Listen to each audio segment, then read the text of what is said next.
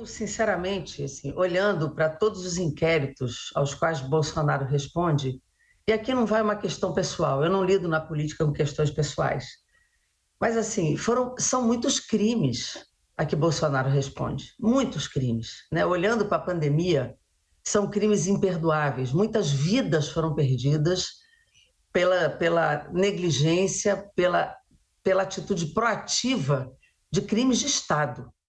Veja, nós temos CPMI na Câmara, nós temos CPMI na Câmara Distrital, nós temos investigações sobre a questão dos atos golpistas no Brasil, porque a questão da democracia é uma coisa muito séria, né?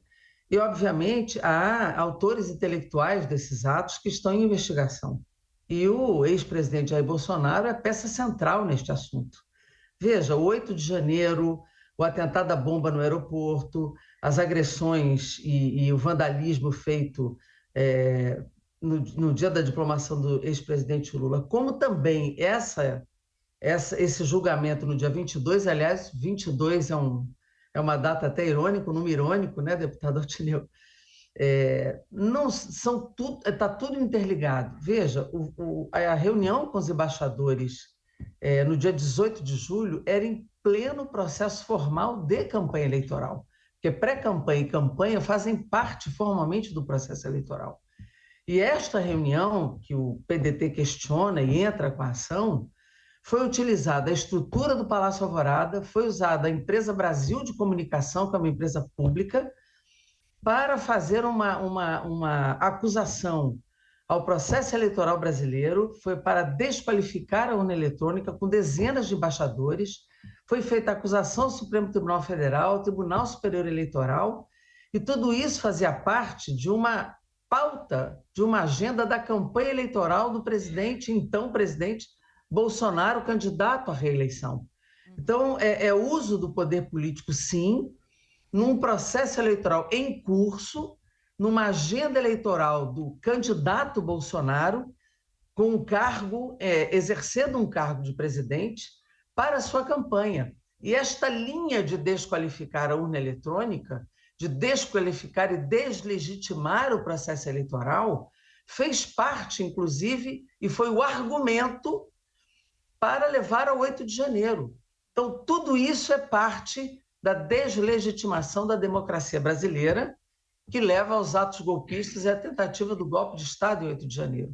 Por isso que essa pauta é a mesma, por isso que essa pauta não acaba, até que a gente investigue e puna todos aqueles que atentam contra a democracia brasileira. Então, a ação do PDT é absolutamente justa e legítima, e já é a opinião do relatório do ministro Benedito Gonçalves, corregedor do Tribunal Superior Eleitoral. Eu quero cumprimentar a deputada Jandira. Bom dia a todos.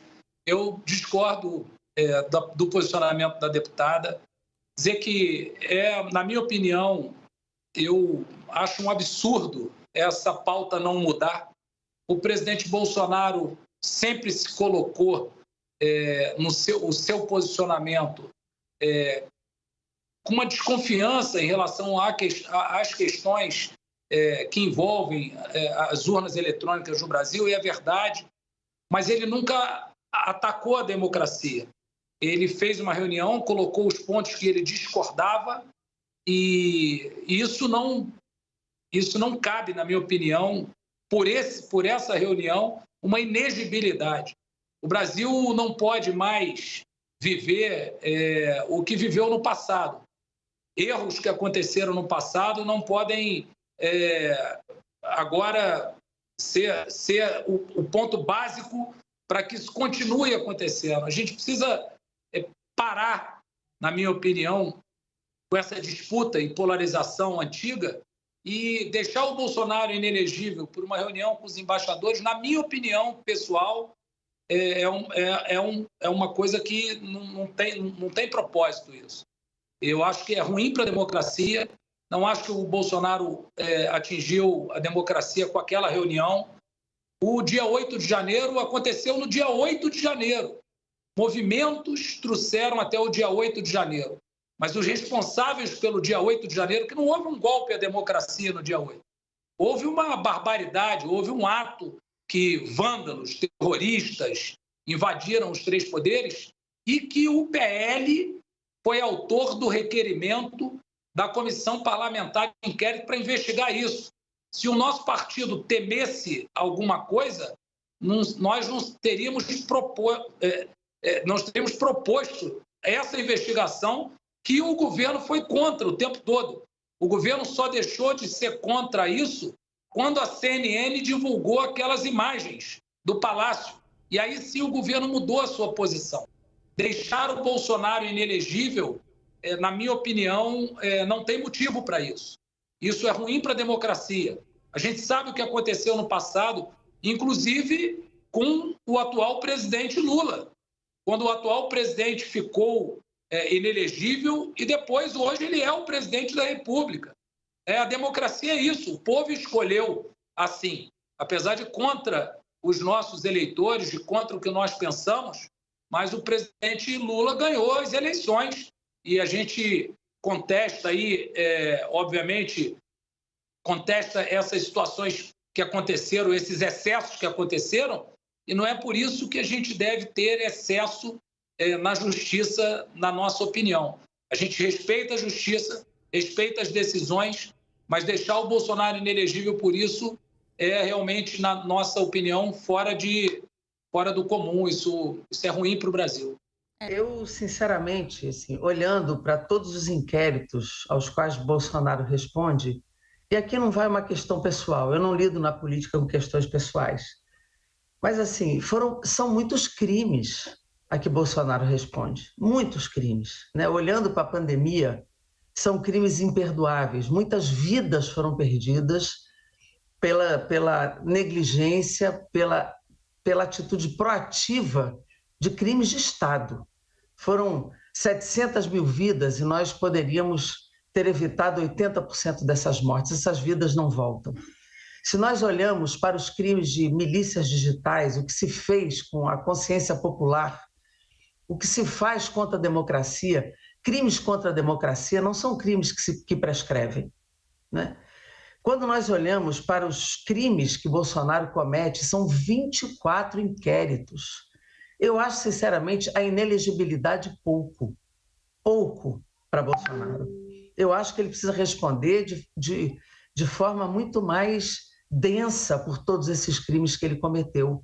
São crimes imperdoáveis, não são crimes que se anistia.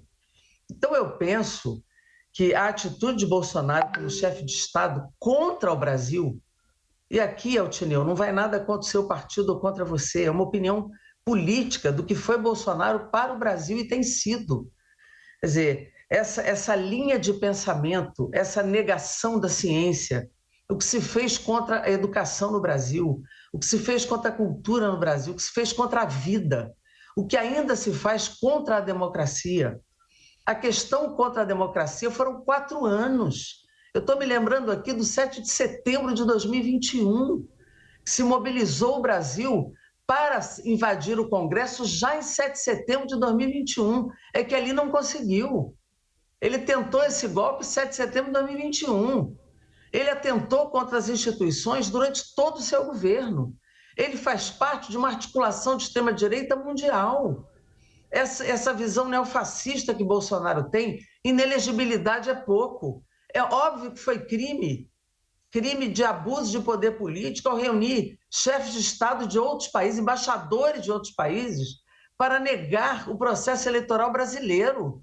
Ele atentou, foi crime que ele fez naquela data, 18 de julho de 2022. Então, a inelegibilidade é óbvia. Então, eu não estou querendo olhar para trás, mas tem crimes que não prescrevem. Nós estamos tentando reconstruir o Brasil, nós estamos dedicados a isso. Agora, não podemos esquecer todos os crimes cometidos por Jair Bolsonaro, que obviamente não será só inelegibilidade. Eu espero que ele tenha outras punições, e a sociedade também espera, pelos crimes que ele cometeu, principalmente contra a vida da população brasileira.